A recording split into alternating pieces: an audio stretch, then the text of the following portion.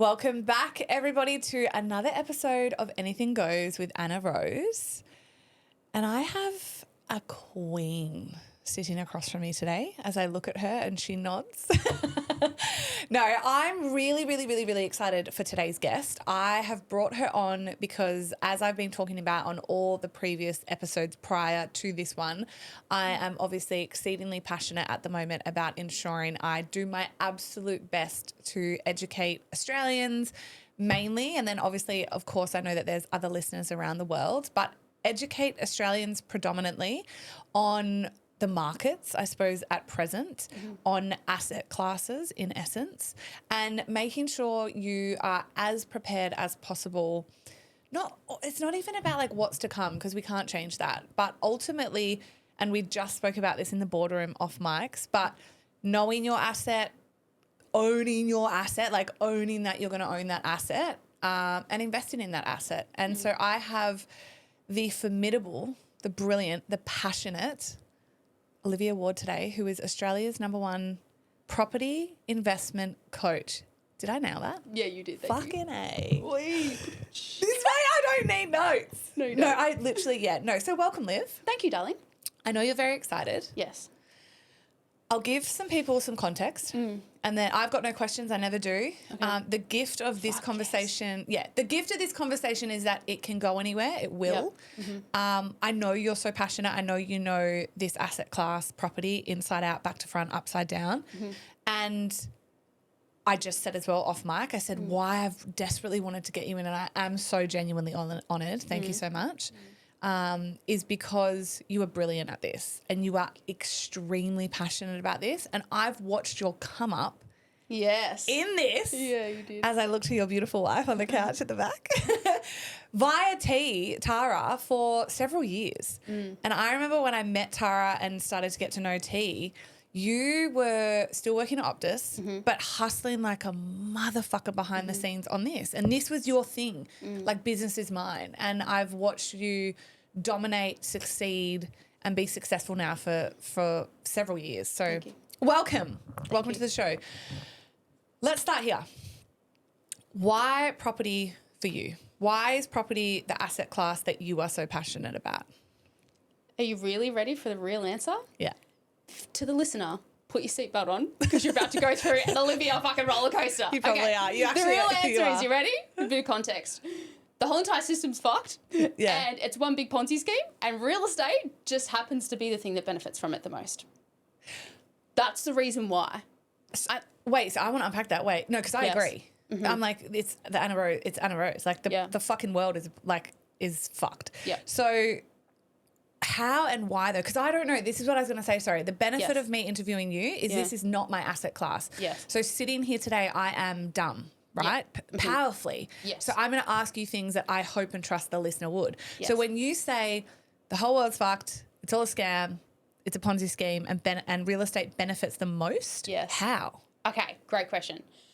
So, you know when you're kind of young and you're looking at all these people and people turn around and say, oh, they're in real estate. Oh, they must be rich. Oh, that makes sense, right? Oh, when you're younger, you're like, oh, they're a doctor or a lawyer. Oh, that kind of makes sense, right? You kind of like know that people have money in real estate, but no one really knows why. Here's the reason why. I'll try really hard to dumb this down, all right? It's all got to do with a thing called inflation and money printing. So the rate of which they all print money is 12%. And I really try hard not to go down this path, but I have to explain it. So bear with me, okay? So the system prints money, which, you know how the other day you were on the stories? Yeah, well, it's not the government actually either.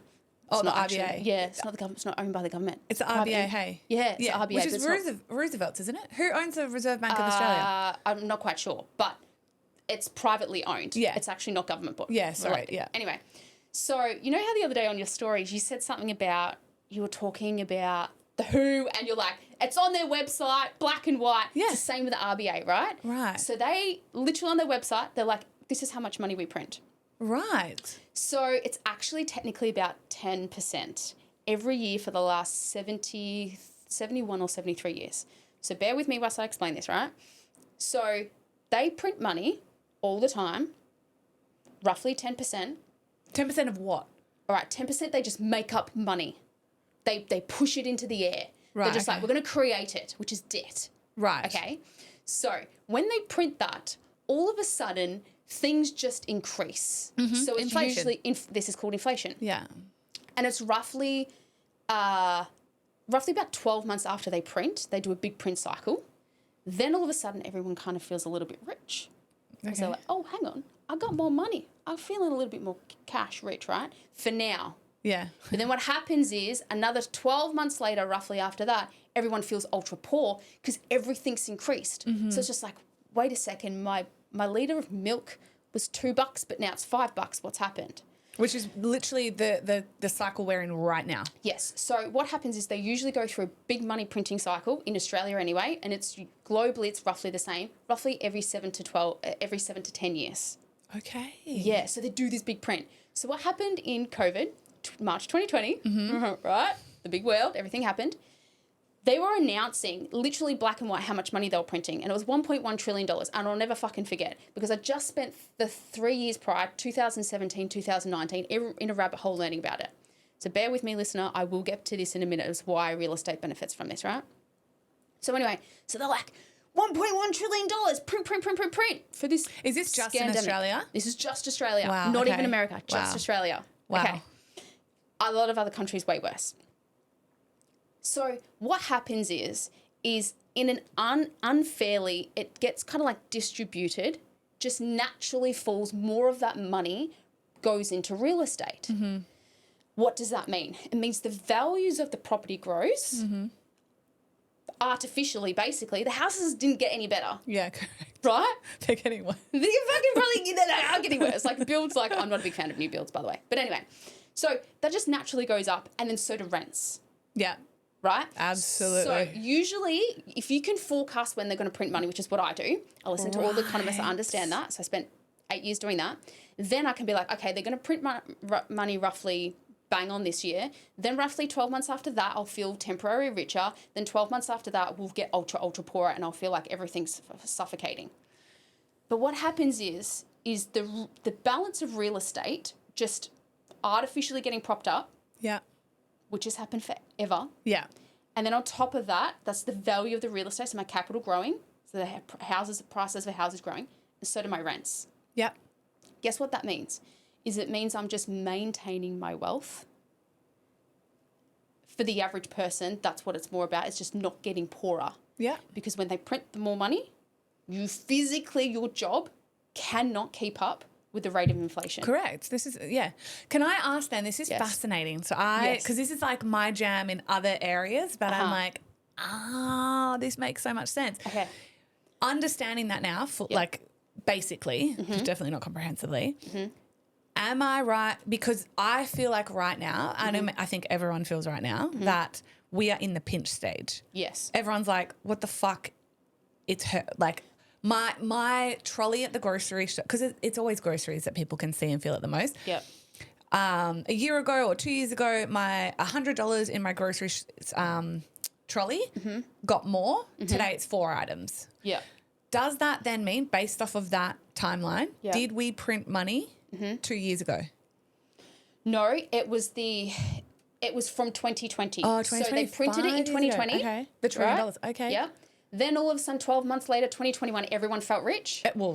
Property prices Right? doubled. Yeah. Property prices doubled. Secondhand cars fucking doubled. Yeah. So if you've got sold a secondhand car, I remember selling a car that was 2 years old and I made money off of it. Fuck. What a time, right? Yeah, what a very, time. very rare time. Yeah.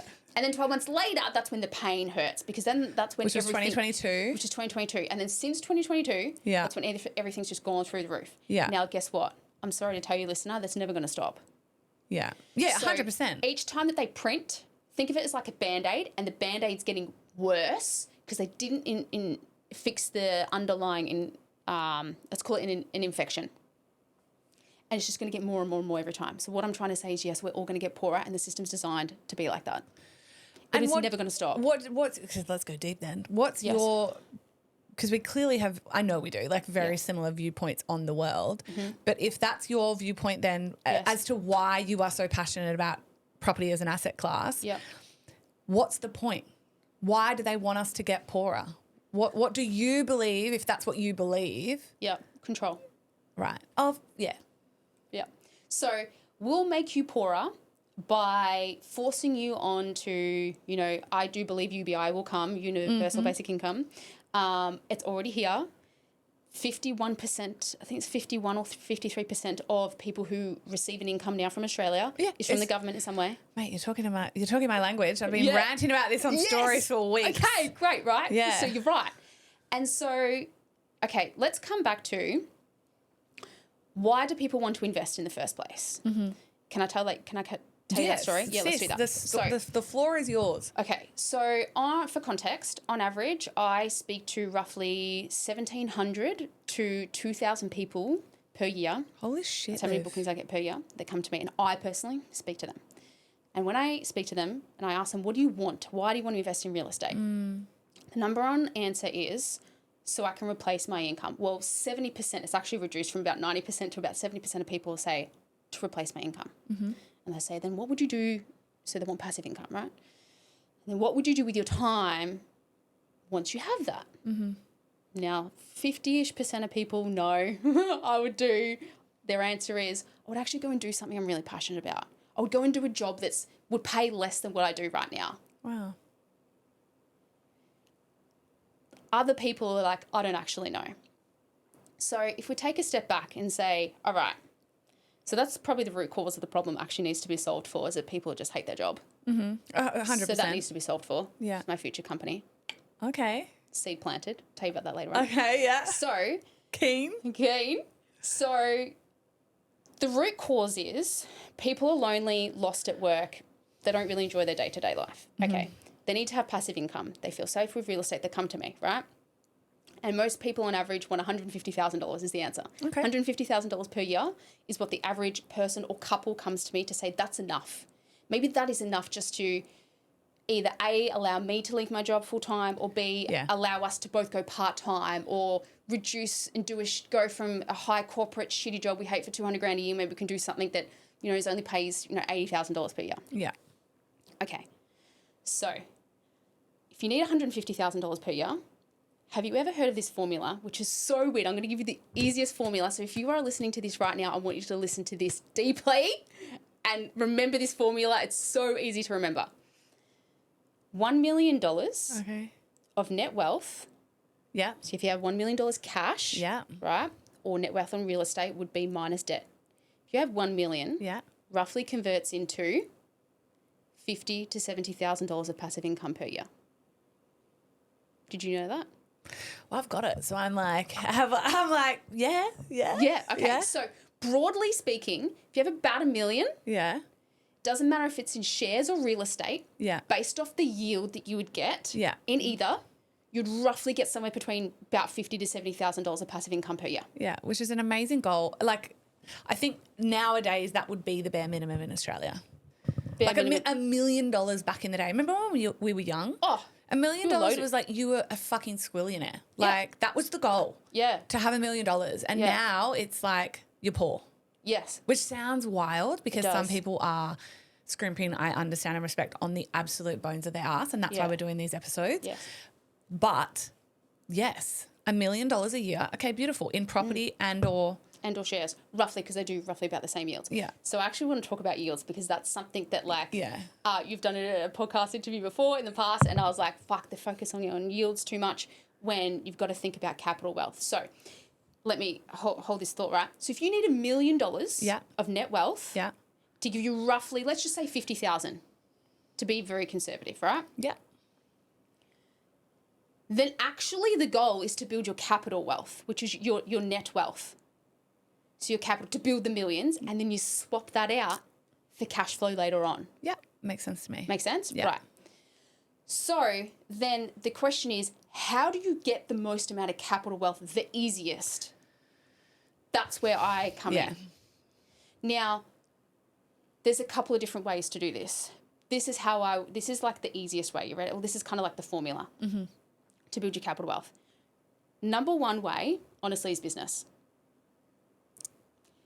I'm going to be honest with you, less than 1% of the population, I personally believe, have what it takes to do that. And we've had a really cool conversation about this in the spa at Soak Bath House all together. I was like, Anna, go all in on your business. Yeah, Liv actually said to me, you actually said to me, and so I want to actually honour you because you are mad about property, and I'll bring you back to that thought you just said. Mm-hmm. But when I was then saying, I've got cash now, Ryan's got cash, like I am cash positive. Yes. And I said, I reckon in my 40s I will develop my property portfolio, and you were like, don't. Why? Well, I think you should go all in on the business to then have that as the amplifier for your investments later on. Yeah, which is exactly what I'm doing. Only because it's you, though. This is only because it's you, because you're a very good entrepreneur. No, and that's what I'm honouring you with. So I'm saying, like, it was an interesting perspective for me to hear from someone that is so, like, you could have my business say, actually, no, the number one thing is business and you're doing it, but less than 1% can. Yes. So, all right. So 1% of people is business. Based on my assessment, I would agree. I have a shit ton of business owners that come to me who are investing in real estate, and I'm like, fuck, you've been in business for 10 years and you're only making, $200,000 per year. Now, the average employee, yourself. And I'm like, and you're killing yourself for that. Yeah. I'm like, just go get a fucking job for $120,000 a year with no stress. You could probably be way more, present with your family and live. And my motto in life, by the way, is how to build wealth with ease. How to get the highest ROI on your life. That is what is most important to me. And so for you, okay, business. So let's just say business and you had those skills. Then the next thing, real estate, and then the next thing, Bitcoin. Okay, specifically Bitcoin. That's my... Yeah, we'll talk about that later on. I agree. I'm the crypto girl. Yeah, you are. This is my asset class is crypto. Yeah. So I agree. I say that only Bitcoin, and I like Ethereum, but like Bitcoin is the number one. Yeah. So here's my reasoning my logic as to why. If it's called a hurdle rate. A hurdle rate. Right. So if you know that inflation is actually 10% once you actually study it, and if you want to learn it, it's called the M2 and M3 money supply. Okay. That's what it's called in Australia. Okay. Actually, there's also, I think the global one is the M0 money supply. But anyway, or it might be the M3, other way around. Anyway, so if you know that they print money at 10%, then that means we're all up against 10%. That means we have to try and beat it in some way. Right. So what you mean by that, so just so I can explain, I think, Yeah. is that your investment strategy has to earn more than 10% yield, essentially, like a 10% return to be beating inflation. Correct. Yeah. So if you're making 10%, you're only breaking even. On a high interest savings account, for example, you're breaking even. Correct. What's not going to do it? Because if you're getting 6%, you're still at a loss of 4%. Yeah. Beautiful. And we haven't even included the taxes. Yeah. Right? So then add on another 2.5% for taxes. So that's where the average Aussie, your hurdle rate is actually about 12.5%. Where are you getting 2.5 for tax? Yeah, great. Okay, because then we got to average. That's another whole entire second episode. podcast. Second episode, guys. Because I'm like, mate, I'm at 47. So where are you fucking getting 2%? I want your world. Yeah. Okay. So 2%. 2%, right. So really it's like 12% is the bare minimum that we've all got to try and beat. Now, we're going to get really deep. You ready? So why do I love real estate? Number one is it's one big Ponzi scheme. They keep doing what we call... I love you say that, by the way.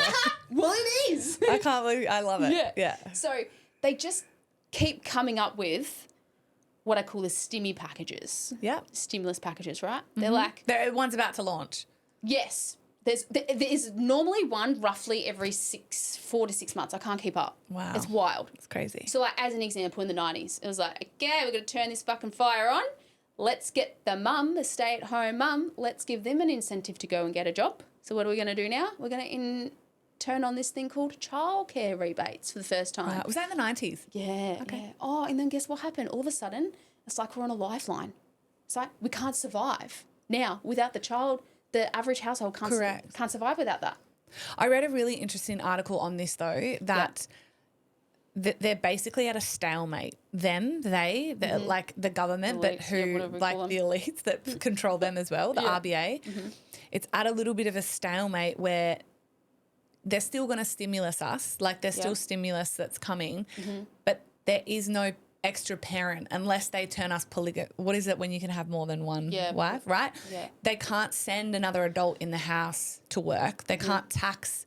They are just continuing to tax us, but you will get to a point where you've then decimated the middle class, which is on the way. Yes. You've then you've got no one else to tax. You know, the average Australian's declaring bankruptcy because – so it's just an interesting – because I read it based off of that argument the other day that their last biggest move was sending the mother back to the workplace to tax her. That was fucking huge. Yeah, so it's interesting you say that because I'm like, oh, that's fascinating because it was kind of like their last thing and now all they've got is turning the fire up on taxes for us to pay off their fucking money printing. Okay, well, what also you got to understand is that when they print money, that is a form of taxes. Because we pay taxes on everything, right? We pay GST on everything. If everything goes, if they print the money and then they artificially turn the price of this microphone from $10 to $40, but you got to pay GST on that, right? Mm-hmm. That means they're just artificially created more money and increased their taxes as well. So this is the reason why people don't understand money printing, and it's the thing that I harped on about it. When I was like a new coach, and I was actually before I even started to become a property coach, I was talking about money printing on like my social media and everyone was like, you're cooked. What are you talking about, Olivia? Like, you're not dumbing this shit down. And I didn't understand how to translate it back then. Right. I was like, it's just a massive scam. You need to understand that money printing, blah, blah, blah. And so now I'm able to layman term it, correct. So if you understand that the hurdle rate is 12%, we need to beat it. And we understand that when they print a lot of it, when you see the money, where does it trickle into? If they print 12%, say 10%, yeah, but then naturally property just went up like 22% in 2022, yeah, right? It means it unfairly distributed and went into there. So you've got to see where it goes unfairly, and it goes into real estate. Yeah. So that's one thing. But this is the next biggest thing about money that you ever need to understand. You ready? Debt is irrelevant with inflation. Yeah, I hear you say this, and I'm keen to unpack it because. Okay. Yeah, it's big. It is big. And this is why I'm like, so debt is irrelevant with inflation. I know you're very big on like, just borrow the money, of course, if you can get it, which the banks are currently lending. They're not, I think that will tighten up based on the economic cycle, end of 2026. Yep. So it is like if you want to get in the market now, and property is your asset. Yep. Jump in. Yep. But why is debt irrelevant when it comes to inflation? Because when they print it, the debt becomes worthless and worthless and worthless over time. How though?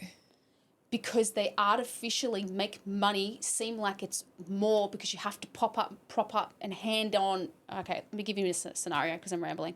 No, you're not. It's good. So imagine, I'm going to use my grandparents as an example. Okay.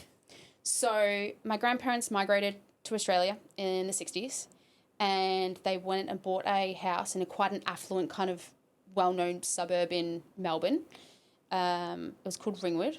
Okay. And they bought this house for $7,000. Imagine. Okay. Now, that $7,000 house, and pretend they got a whole mortgage, so 100% mortgage debt on that. Mm-hmm. That $7,000 felt massive to them back then, right? Mm-hmm. Enormous. Huge to compare to what they were earning. But imagine they just had their loans on interest only and they never paid down the debt. Mm-hmm. They could probably pay off that debt in today with maybe about 1 to 2 months worth of rental income today. Right. Because the debt becomes worthless and worthless and smaller and smaller and smaller over time. Wait, I think I see what you're saying because obviously inflation increases prices. Correct. Which is the cycle of the world right now, ultimately. Yep. Because we talk about this all the time, that when we look at prices in the yesteryear at $7,000, we laugh. I just said, like I looked at 10, I was like, imagine, right? But that's the point then. Debt becomes irrelevant with inflation. Correct. So my personal goal... Right. Is just to have as much debt as possible. I want $10 million worth of debt. You're a psycho. Right? But what if you can't pay that off? Okay. So then you need to choose that $10 million worth of debt to be against something that's so safe and certain that you understand. Okay. So, for example, right. if you felt really... Now, non-financial advice, right? But if you were so certain about Bitcoin, I'd fucking leverage a bit of Bitcoin. If I knew, because I understand that Bitcoin, if you have your money in for 4 years and you don't ever take it out for 4 years, you're actually never at a loss. Yeah, correct. And the other reason why I love Bitcoin is because it's the only thing that can't be deflated when they print money. Correct. Right. So you understand that part, right? Yeah. It's the same with real estate. But then with real estate, I've got the leverage as well. Right. And explain that for the layman person that doesn't understand it. How do you have the leverage? Great. With real estate? All I do, I'll give you an example. So let's take it right back. Pretend you're somebody who has a home or a home right now. You own your own home. Yeah. It's worth $800,000 and you have a $500,000 mortgage on it. Yeah. So 800 grand's worth, 500,000. Yeah. The equity in there, the equity spread is about 300,000. So if you go 800,000 minus 300, now you can't take out all of it in real estate usually. Let's just say you can get 200K. So I would take out $200,000 worth of equity. I call up my broker to do that. I'd use that $200,000 to buy me 2 more properties. Yeah. These are the top 1% suburbs. Then I would allow those properties to grow over time. Now, not to spook my company or anything like that, just be genuine. No, it is the best. I need to talk about that. It is the best. That's why I've got you on. Yeah. So, like the average of my companies, which you can go to even my competitors, like honestly go to one of the top 3 of my competitors in Australia and you will do fucking amazing. $300,000 on average is how much each property grows. Okay. In the first 3 years. Right. So I'd buy 2 as an example in that scenario. Both of them would grow $300,000 each. Can I also just say we're absolutely talking about, we are not buying to live in, obviously. Yes. We're buying to rent out. Yeah. Yep. I think owning your own home is one of the most silliest things that Australians do. Amen. Yeah. So I'm a rent investor, so I don't live in any of the houses that I own. Yeah. Right? Yeah. Amen. That's another topic for another day. But anyway, so say you pull that out, you allow those houses to grow, and then say you've now got an extra $1 million worth of debt. Now, you just have to be certain with the thing that you've attached that debt to is unbreakable.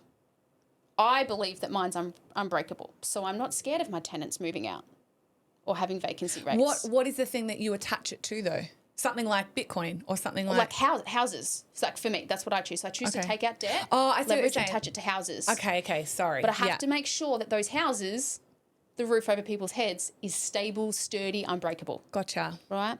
So for example... Well, this is what I say then, yes. So this is what I say when I'm like...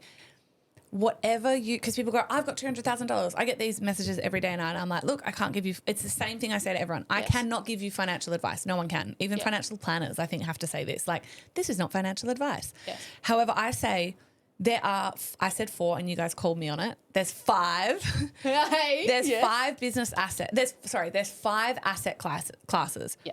Business, property, because we're here. So business, property, shares, crypto, and cash, high interest yield. Accounts. All I say is pick an asset. Pick one asset class to begin with. So I'll finish that. Pick one asset class that you believe in, that feels true to your values, and you just said it, that you feel safe to leverage everything against, basically, that it feels okay for your nervous system. We'll go through some high stress and some fuck me moments.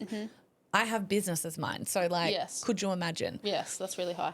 And then when you are like, okay, that's the one for me, if you already don't have any, or if you're in your asset class, say it is property right now, and that's why I wanted to get you on, more even for people that are currently in property that are like, fuck, the end of the economic cycle is coming. Do I sell? Do I buy? Do I pay my, all the things. Know your asset. Pick your asset. Own your asset. As in like, I am unfuckable. Like I've got that. I feel confident, safe, and okay, leveraged against that asset. Yeah. That's a beautiful way to say it. Yeah. So that's what you are like with real estate. With real estate. That's what I am like with crypto. Yes. And I was called, like, that was a Ponzi scheme. That was a scam. And I'm like, thank fuck I invested. Changing now, I It is believe. very changing. Yeah. Well, Bitcoin just got announced as the top 5 asset, the 5th number 1 asset in the world. So with Google and Microsoft and, number 5. Wow. So... You have $1 million worth of debt, say, but you feel good about that. You're like, I'm good, that I'm like, my debt, my investment strategy is property. Then what? Great question. So it comes back to what your goals are. So you saying then what for me or then what for the average person? No, because we were going down the role of like you were saying, there's $800,000. So say you've got an $800,000 home. Yeah. Yeah. It's $800,000 home. Thank you. You've taken out a bit of equity to buy 2 more properties. Now, on average, those 2 properties combined would literally pay off your mortgage on your home, that $500,000, because the value of the property just keep growing, right, inside Australia. That would literally get rid of your mortgage. So the average person that comes to me with a mortgage between $500,000 and $700,000 would literally disappear, would be able to pay it off in somewhere between 5 to 10 year window. 10 years max. And why are you saying that? Because the rent that they earn from the other properties? Remember, the capital growth of the property is growing, increasing, right? And then what you can do is when those properties grow, rents will naturally grow as well. Yeah. Right? And they'll pay for that. Then you can pull out the equity, which is the value of those properties, dump it on your home mortgage gone. Right? So that's getting rid of what I call the bad debt, because your home, no offense guys, if you have a home, you listen to Robert Kiyosaki, home is not an asset. Your home is a liability. Your home is a liability. Doesn't produce income.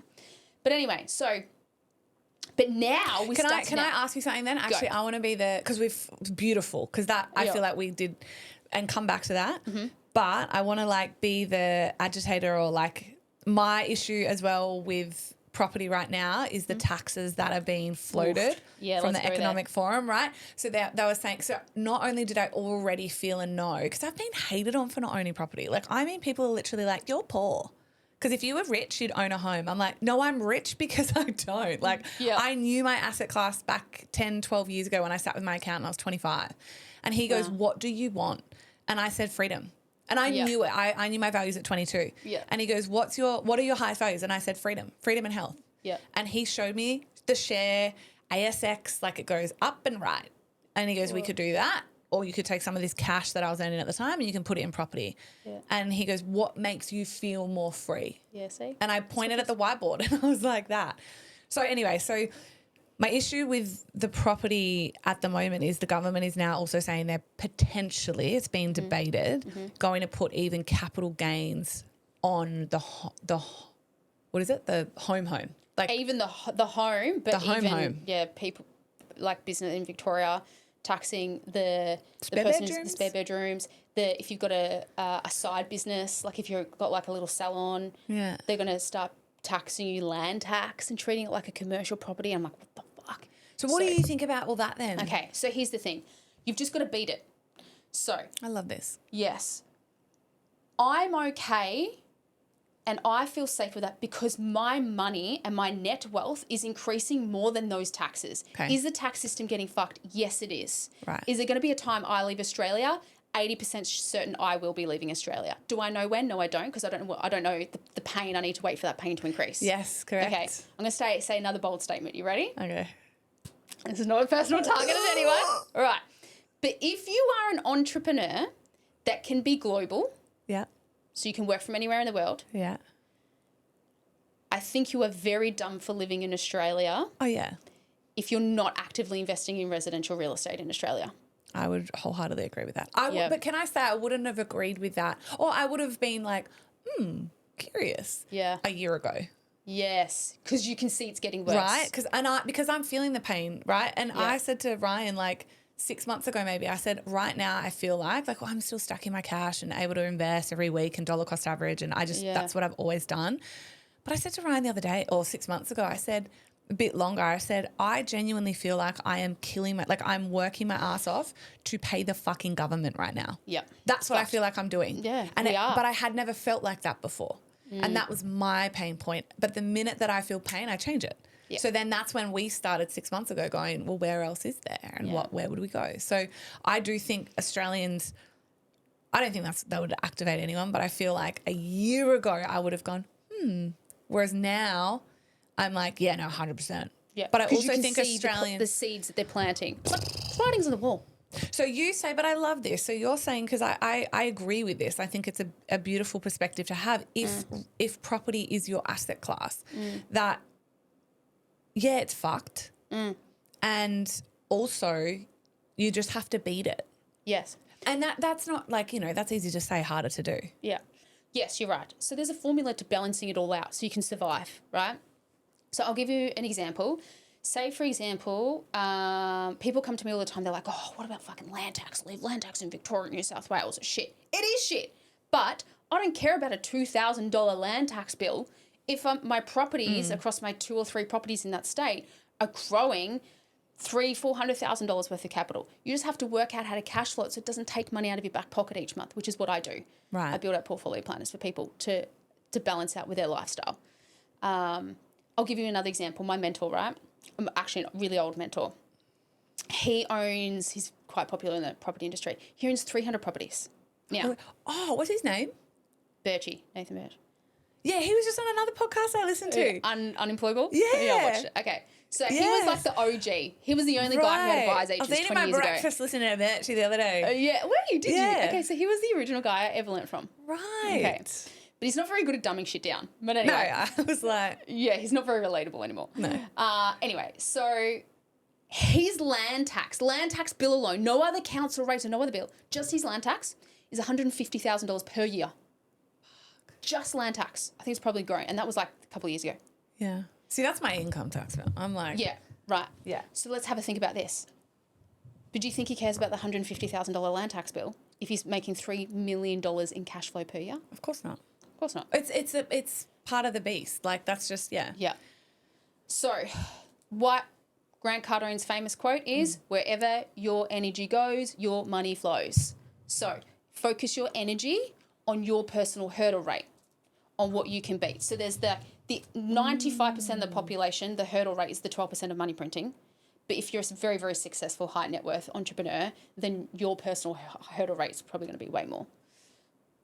But that's not for the average listener.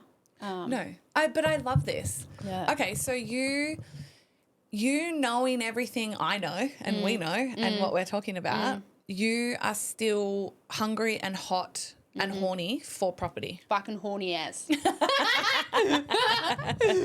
I say this all the time in business. I'm like, if it makes you horny, Yeah. it's it. Like, Yeah. go for it. Yeah. Okay, and so you would say even knowing... Oh, this is a big thing I wanted to say. So obviously I spoke to Coco. Do you know Coco? No. Who's Coco? No, a good girlfriend. I just had her on the episodes a few Okay. episodes ago, more to speak about the macro economy. She's Okay. really knowledgeable and passionate about educating people on the economic cycle. So from a macro perspective. We love Coco. We love Coco. She's property as well. She had built like a $70 million property. Yeah. Whoa. Huge, yeah, portfolio. Phenomenal. Lost it all. Whoa. And then rebuilt. Okay. So she was saying how, and we know that I know this. I follow economic cycles. Yeah. From the macro though, Australia obviously is micro, but from the macro perspective, we are at the end of the economic cycle. So the end of 2026 is when the end of the cycle will be. Did you know this, first of all? Because you're giving me like a really little bit, yeah. Go beautiful. on. Okay, because I was just going to say I'm loving the smirk, and I was going to say, there's another question I have, but I thought, Yes. is there something you know from a property perspective that fits with that, or what was the smirk for? The smirk was, yes, I believe 2027 is going to be sort of a groundbreaking year. Okay. I don't know. This So is- okay. I'm also very spiritual and a little bit psychic as well. Same. And I layer into all of these different things. I layer in the analytical, nerdy side of property and where I see that they're going, then the high level macro, and then my spiritual stuff. And then we've obviously got Lukey Boy. Yeah, astrologist, right? Yeah. And and then I use human design. I'm also massive into human design. What are you? Lots of things. Hi, for anyone who likes human design, I'm a 5/1 ego manifestor. Okay, I'm a projector. Very rare. You're a projector, aren't you? Yeah. Yeah. I love you. Projectors are my favourite. Yeah, we're the best. Yeah. Okay, so 2027 you think is a groundbreaking year for property. Yeah. Just so you know as well, the bigger macro boys that play, like the ones that have written the books on the economic cycle Yep. actually call it like a property cycle. Yeah. Because realistically in the world, other than inflation, it's GFC, the big financial bust, which was predominantly in America, came from the housing crisis, the bubble. So what are you seeing, hearing, knowing about 2027? It's going to be, I'm anticipating, non-financial advice, I don't have a glass ball, but I think there'll be another big print of money printing. But it might be like covered up, right, with Okay. a stimulus package. Because that's all a stimulus package is. It's probably UBE then. Maybe. UBI. Could be the UBI. More UBI coming out. Or here's our digital currency. Oh, it's safe. You got to move over here to be safe. Digital currency. I think the UBI. Okay, so that I just don't know how I will go on a tangent AI. if I start. Oh, fuck me. Then there's the AI. 50% of jobs are going to be wiped out by 2029. I think it's 2027. Yeah. They're saying 2029, but I think they're saying that not to terrify the world. Yeah. And I'm happy to, obviously don't have a glass ball. Yeah. That's interesting though, because are governments allowed? So so I'm going everywhere because that's like, I know, it gets me so excited. Like tangents. But with the inflation piece, because it is something you're passionate about, tying in this 2027, you potentially foresee or speculate that there could be another printing situation. I imagine you're talking about Australia. Yes. But what I find interesting is that mid next year, I think it is, the big boss, like the RBA, whatever the RBA is in America. Yeah. He steps down. The Fed, right. The Fed. Yeah. The Fed. So that CEO is replaced and they're saying because Trump's putting on a lot of pressure to print money right now. Yeah. So they're saying he's tried to literally get them out of their trillions and trillions of dollars of debt. Yes. And it has not happened. And so they're saying the last step in America is that they are just going to print money, which is going to decimate the dollar, which is really interesting. I agree with that. Yeah, so I'm wondering, I'm like, ooh, that's interesting what you just said in speculating 2027, because I'm like, it would fit with this timeline. Here's the thing. This is just what you need to know. Is that if you understand that the monetary system is just going to print money, all you need to do is just focus on taking advantage of it. That's it. How can people take advantage of it though? Great. Well, the best thing that I do is debt, is because I know that getting a hold of debt and assigning it to real estate is my only way for me to stop getting poorer. It's so simple. It's either that, and if you can't do real estate, you need a lot of money to get in to begin with. Hands down, it's the hardest fucking thing to get your foot in the door. Right. Okay? I get it. In saying that, there's also so many stimulus packages out at the moment for first homeowners. You can literally get your foot in the door with $20,000. I'm sorry if you can't save $20,000 today. You've got a spending problem. Correct. It's very bold what I just said. No, I love that. Yeah. So there are sacrifices you can do. So you can get in the door and buy a $600,000 house right now with only $20,000 in your bank account. Beautiful. Now, that's not my scope. It's not what I help people with. It's more investing. But anyway, that's a side note. So I just went on a tangent. What was I saying? No, I love. Stimulus packages. So I was saying how the Fed, they're saying that he's going to print, they're going to try, America's going to try and print their way out of debt. Yeah, I was talking about head. So getting your foot into the door, that's just my way of me saying, I know this is the scam. I know that this is what happens with money. I don't give a fuck about real estate. I'm not on realestate.com at all. Fuck, I have a team of 22 PhD data scientists that look at real estate. I want to vomit over it, right? I actually don't. I just care about me having more control and power over my life. Which, can I say, I love this though, and that's so powerful, because also that to me is the embodiment of what you say, the ROI in your life. If looking at real estate does not fucking make you horny, but you've got a team of brilliant geniuses that it does, whilst you are then in the absolute depth of living your life, you're the kind of coach I would fucking sign up with, because I'm like, well, what you say and what you do is very much aligned. Yeah. So let's just say you are not the person, you can't save that money and it's physically fucking impossible. Then you need to look to something else. It's going to be the next thing that beats that Ponzi scheme, which to me, non-financial advice, is Bitcoin. Yeah, that would be my second thing that I would then go to. Yeah. Well, what did we say? Well, the top three is business, property, and Bitcoin. Yeah. I'm just bullish on, I've been bullish on crypto, and when I say crypto, I mean Bitcoin and Ethereum. I've been bullish on those two coins since 2017. Wow. So I know, but I lost a portfolio in... Yeah, almost twice, but I rebuild every time, and the return on that is exponential. Yeah. So you've also got to think about your time horizon of your investment thinking as well. So people who come to me, they're in a rush and they're like, Liv, I want $150,000 of passive income in the next 5 years, and I'm like, sorry, dude, you're not thinking long term enough. Investing is a long term game. Whereas if you think 15 years away, fuck yes, very possible to replace your income by then. Most people come to me if they have 100, 150 grand of either cash or equity in a property. What would be, so let me ask you as a coach then, if someone is listening and they're excited, they know that property is their asset class, they are interested to reach out. I know it's always about this though as well. Whenever I get a guest on, it's to promote essentially the brilliance of them. Yeah. What would be the caveats so they're okay, I fit that bill, I can reach out. Great. So to work with me, you need to have either $100,000, 95 grand minimum in equity in a home already, or $95,000 cash in real estate to work with me and my team. That's the bare minimum. Beautiful. That's beautiful, because people are going to want to know that, and then they can go, fuck.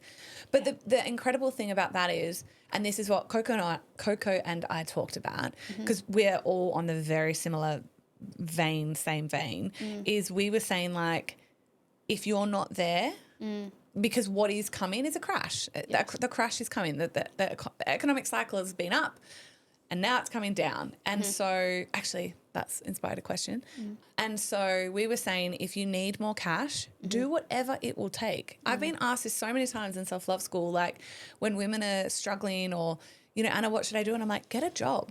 Get a second job. Yes. Get any job. And I've been asked this, Anna, if you lost it all today, what would you do tomorrow? And I said, I'd work 4 jobs with no shame. Yeah. I would stack shelves. I watched my mum do it. Same. I watched my mum raise us 5 kids, go to university because she needed more money because she didn't have enough. She was desperate to buy a home. She's paid off her mortgage. Wow. She's a queen.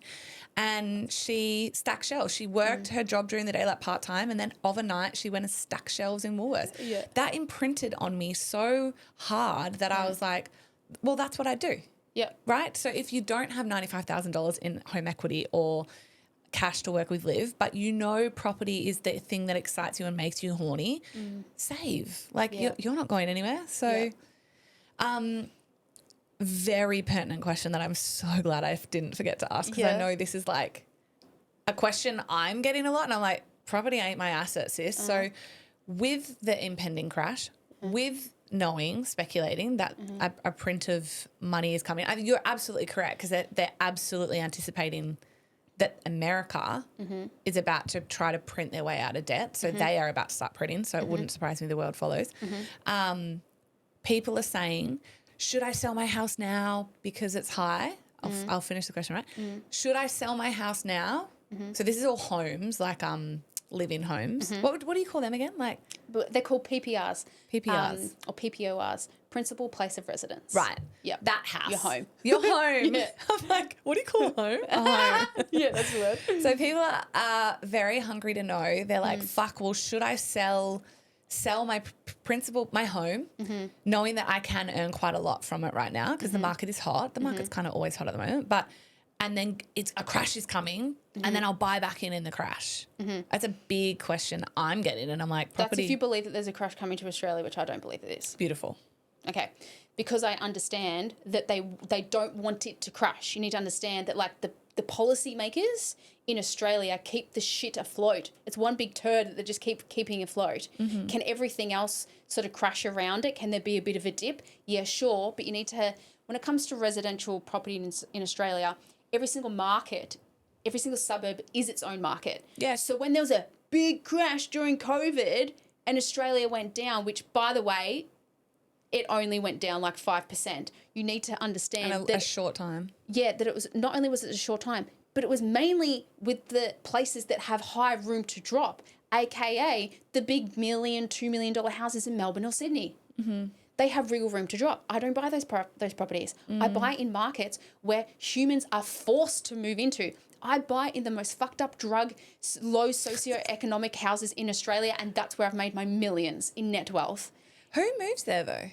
People. Australians that are forced to, because they're one of the drivers that moves suburbs and growth, the biggest things is affordability.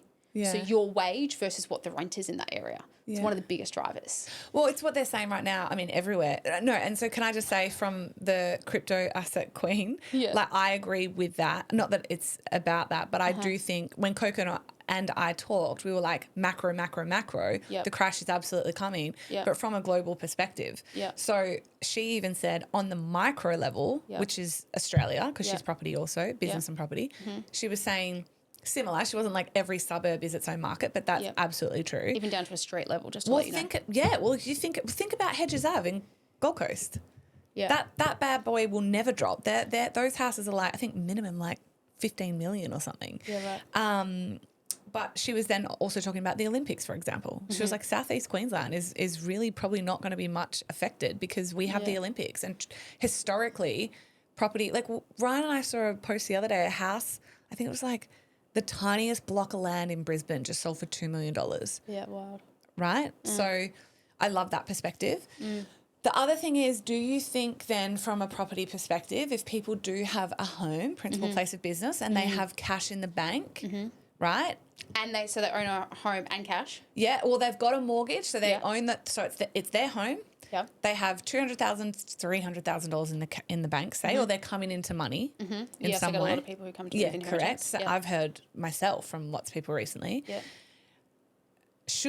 Would you suggest as a property coach, again, not financial advice, just perspective and conversation, would you say for them, would it be wise for them to pay that mortgage off or take that cash and put it into a second asset class? Second thing. Yeah, that's what I would say. Yeah. Okay, great. It's just dumb to pay down debt as long as, so it depends what you're going to go after, right?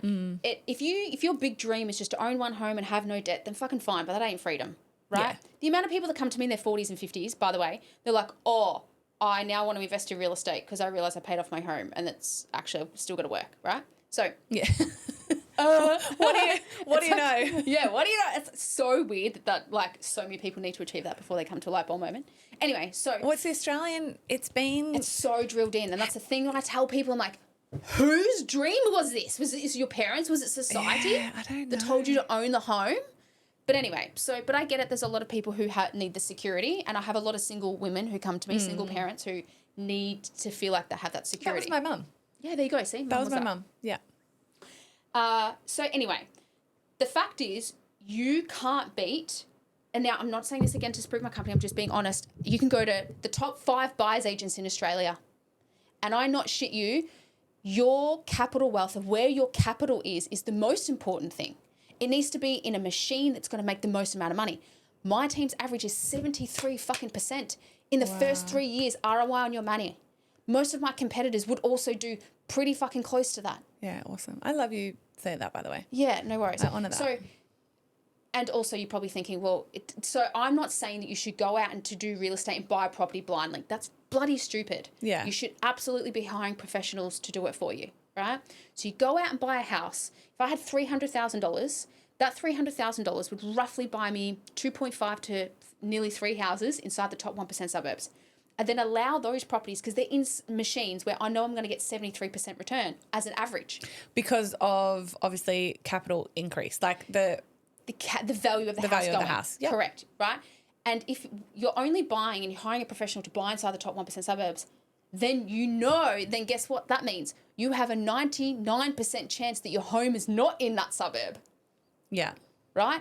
So it's dumb to sort of you be that minion to pay off that 9-to-5 job or slam down that mortgage and get rid of it. But now what? What's next? Mm-hmm. Well, most people want to have passive income. Yeah. Most people then start like, okay, maybe I want $50,000, maybe $100,000 per year to slowly start to replace my income.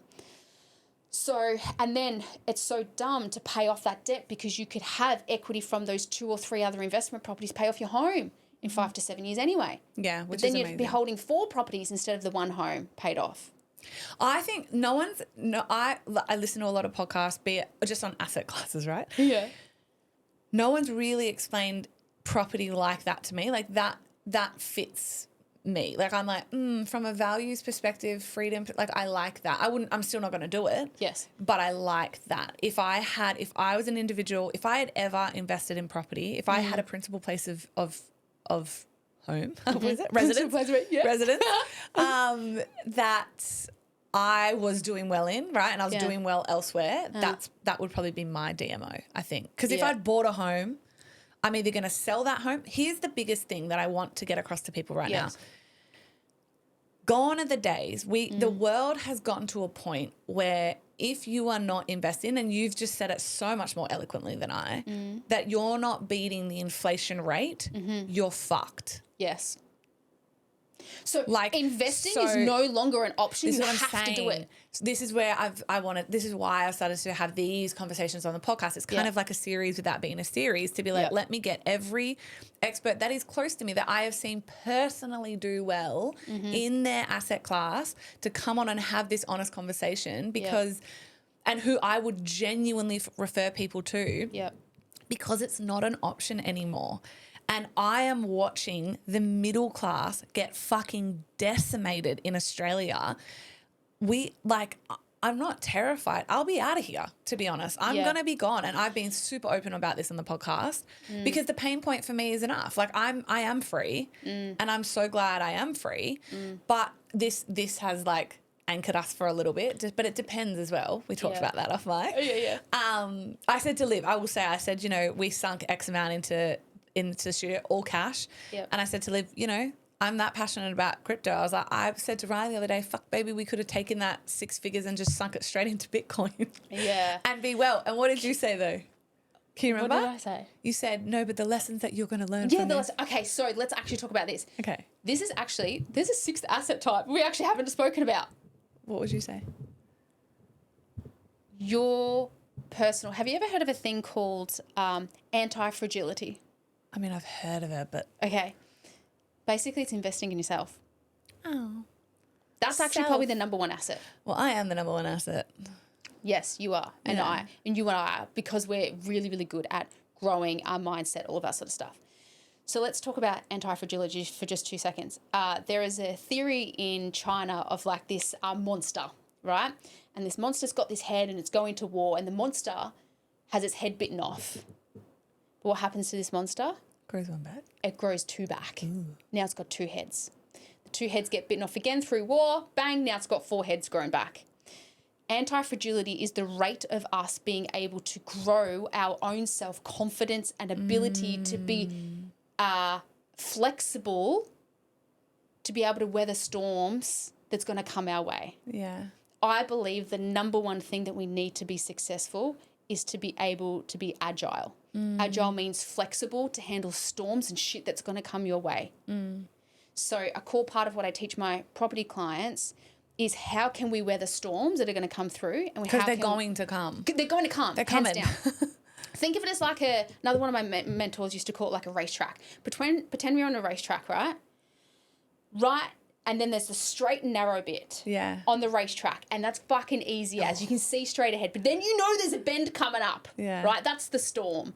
Or if you think about it like as in, there's a storm coming and you know it's coming, but all you need to do is bunker down during that storm, prepare for it, bunker down, and then on the other side is a fucking beautiful rainbow and a pot of gold for those who could survive. And this is so true for all asset classes, because I'm sitting here like processing what you're saying as I'm thinking about property for you, because I'm like, well, high interest rates, shit tenants, damaged property. Like I'm going through things, right? And I'm like, well, they're your storms, but you feel so confident with that being your leverage. Like that's the property asset class you own. For me, I was like, in crypto,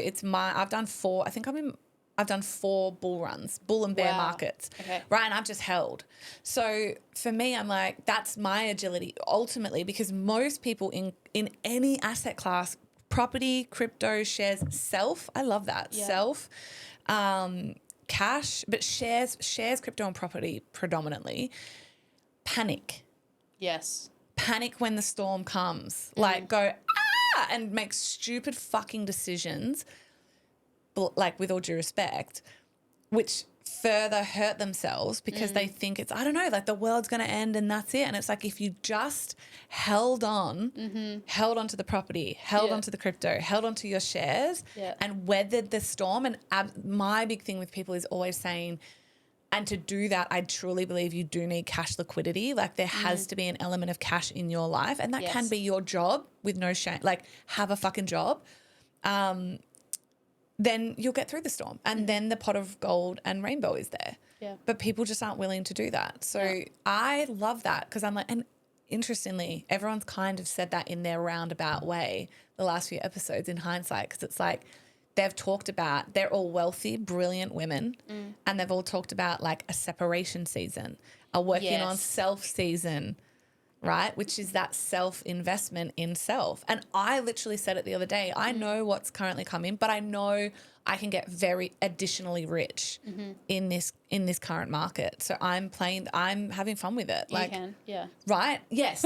Yes. I can. The average person? No. Unfortunately not. I'm not that optimistic about the average person. No, anyway. But then this is why I do, like, this is free. This is a free podcast where people can go, okay, I'm hungry to get there. How do I do it? Well, you're so right. It's like your first asset is actually you.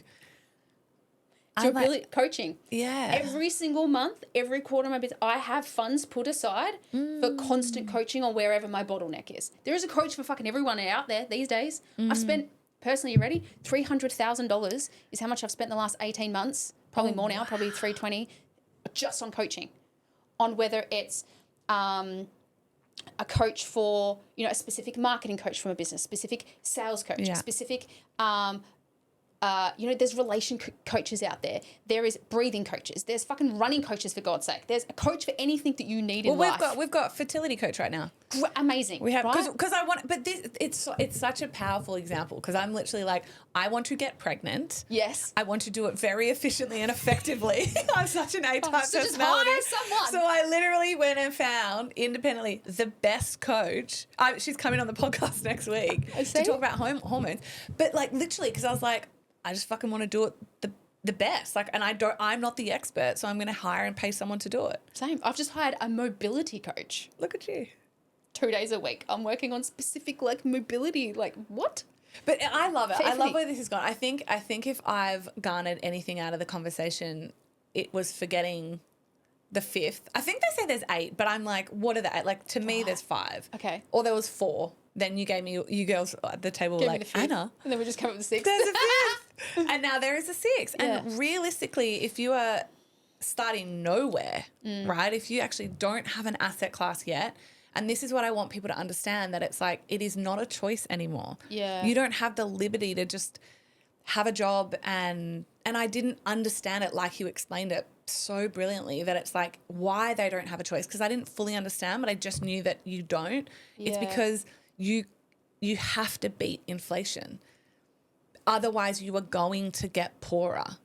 And that sucks. And that's where I'm seeing this middle class get decimated, which is that is terrifying, I think, to me, because Australia, is not what it used to be. But ultimately, if you don't have the cash or capital to start in property or to start in crypto, or you could start in crypto anytime. It's like $5. Yeah, you can start in shares anytime. It's $5. With Raise or Spaceship. I just did that with my best friend, so I'm not even pro shares. Right? Good Shout out to my girl. bestie Courtney. All right, she listens to this and she's your number 1 fan. I love. And anyway, and she's like, I need to learn more about money. Like, where do I even start? Yeah. And I'm like, okay, well, first there's kind of like 3 levels to money. There is learning how to make it. Yeah. Right, so that's maybe you go into your 9-to-5 job or in business, getting cash flow, whatever, right? Then there's learning how to manage it. Mm-hmm.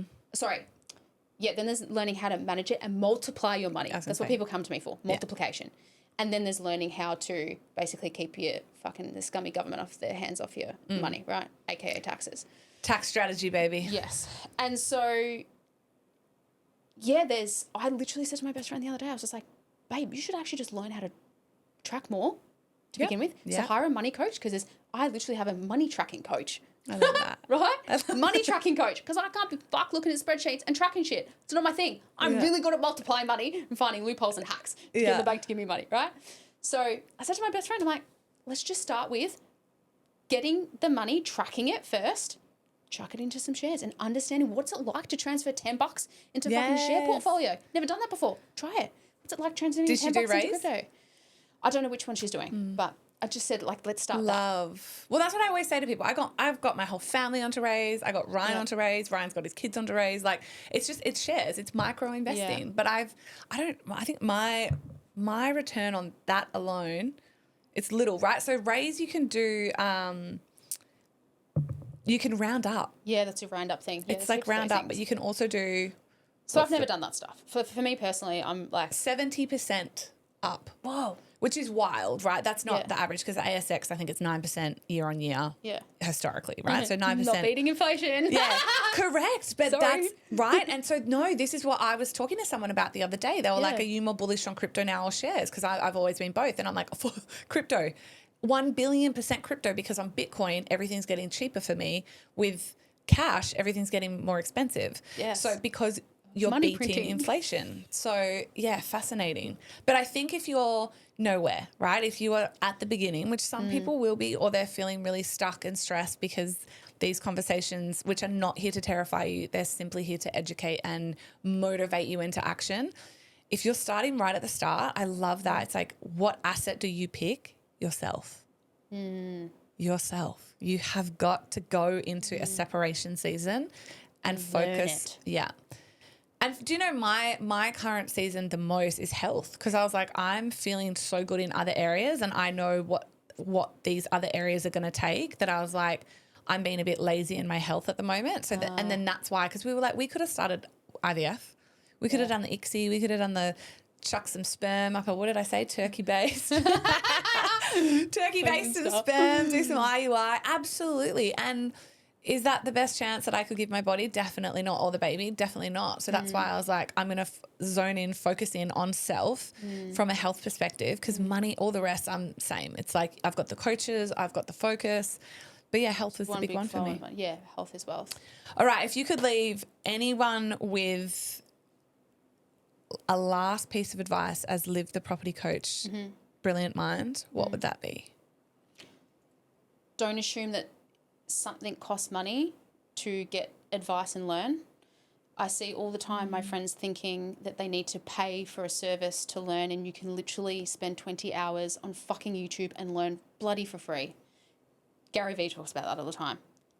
Spend 50 hours. If you don't have money, you probably have sweat equity. Go and learn for free. You can near on speak to a lot of people in a lot of different industries and get free advice. For example, when I was setting up some legal stuff for my next company, I literally called 11 lawyers and got free 15-minute call with 11 people. Legal advice. Just banked it up. You can do that with accounts. People think it costs money to speak to an accountant. I'm like, you could probably speak to like 10 accounts, just fucking call them up, get a couple of 100%. Here or there. 100%. You can learn for free. I love that. I think that is honestly the greatest advice. And I get asked it all the time, because if people come to me about crypto, they're like, Anna, what books, what podcasts? Like, I'm like, go to YouTube. Go to YouTube and type in, like, what is crypto? Yep. Right? What is blockchain? Start to learn and then write the thing down. And so for if people are interested in property, like, how do I get started in and you're not at the $95,000 to go to live yet. Yep. Like, how can I grow my property portfolio? Like, start to learn off for free. That's what I say all the time. Even this podcast, I'm like, it's free. It's so good. You don't have an excuse anymore for millennials. I'm sorry. Is it financially harder to get into doors? Yes, it is. But we are in an information-free society. I just don't believe that there's an excuse with the amount of information you can get for free. Yeah, agreed. Yep. Well, I'm going to leave it there. I will absolutely bring you back on. We're going to go into like AI and some other things. Oh, yes.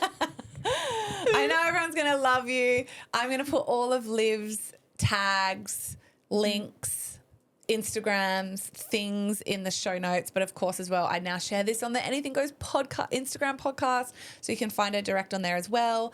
Thank you from the bottom of my heart. I've loved this conversation. I've learned, babe. Have you? Big time.